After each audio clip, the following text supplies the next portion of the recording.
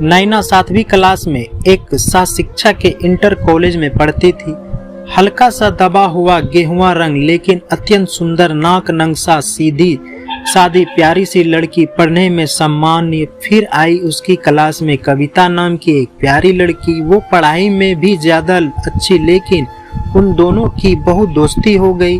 नैना की भैया भी 11वीं में पढ़ते थे और कविता के भैया भी उसी उम्र के थे। उनकी आपस में दोस्ती हो गई। कविता और नैना की दोस्ती पूरे कॉलेज में मशहूर थी। 7वीं 8वीं बड़े अच्छे से लड़के लड़कियां आपस में लड़ते झगड़ते निकल गया।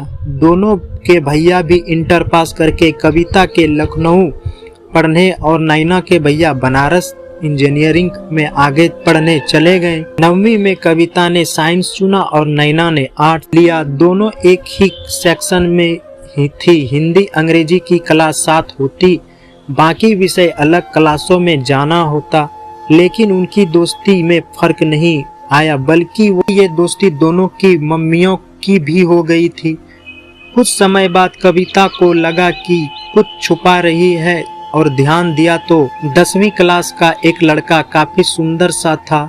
नैना को देखा करता था और ये भी सबकी नजरें बचाकर उसे देखती। कविता ने पूछा, लेकिन पहले वो अनाकानी की, फिर बताया वो शंभू है ना। वो मुझसे हिंदी या अंग्रेजी के नोट्स और बुक्स ले जाता है, कभी घर से ले लेता है। मेरी किताबें में जगह जगह तस्वीर पर अपना और मेरे नाम का शॉर्ट फॉर्म लिख देता है। पहले मैंने नहीं ध्यान दिया, पर अब मुझे भी वो अच्छा लगता है।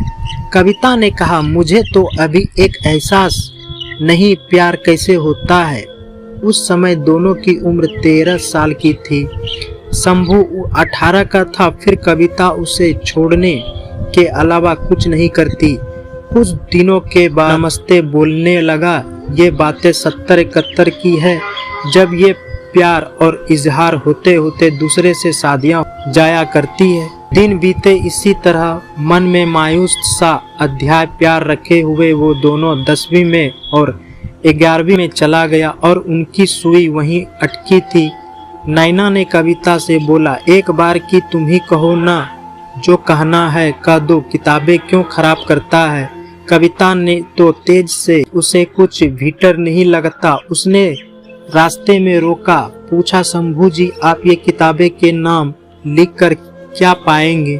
आप कुछ कहना चाहते हैं तो सीधा उसको बोलिए, शायद कुछ अच्छा ही जवाब मिले। लेकिन वो तो उल्टा डर गए। सब बंद। बहुत रोई नैना। आखिर किसी के लिए पहली बार उसका दिल धड़का था। उसके भैया आए, बहन को रोते उदास देखा तो पूछा, सब जाना और वो लोग पंजाबी थे तो जतिगत कट्टरता नहीं थी। भैया ने बुलाया उसे, पूछा, क्या शादी करोगे मेरी बहन से? उसने सच या झूठ डर से बोला, मेरी शादी तो तय है। इस बात का धक्का नैना को ऐसा लगा कि उसने कभी शादी न करने की सोच ली। 10वीं के बाद कविता के पापा तबादला हो गए, लेकिन पत्रों का आना जाना जारी रहा और उसकी तकलीफें उसे महसूस होती। वो अक्सर खुद को कोसती कि मेरे ही वजह से वो लोग अलग हो गए। कविता की शादी भी बहुत कम उम्र में हो गई। वह BA पार्ट 1 में थी, तभी उसके पहले 2 बार हो गई नैना के पास और 2-3 बार नैना आई, लेकिन उसके दिल की कसक उसकी नम आंखों से झलक ही जाती। आखिर वो पहला प्यार था जिसके लिए उसकी धड़कनें तेज हुई थी।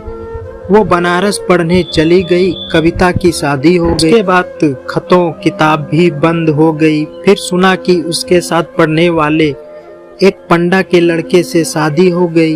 उसके बाद दोनों का कोई हाल नहीं जान पाई कविता, लेकिन लगता है कि पहले प्यार की पहली कसक निकली नहीं होगी और कविता भी अफसोस में है कि शायद मैंने ना बोला होता तो उनका पहला प्यार परवान चढ़ जाता। कैसी लगी आज की हमारी कहानी? कमेंट के माध्यम से हमें जरूर बताएं। मिलते हैं अगली कहानी के साथ। तब तक दे इजाजत। चैनल को सब्सक्राइब कर दे, वीडियो को लाइक कर दे। धन्यवाद।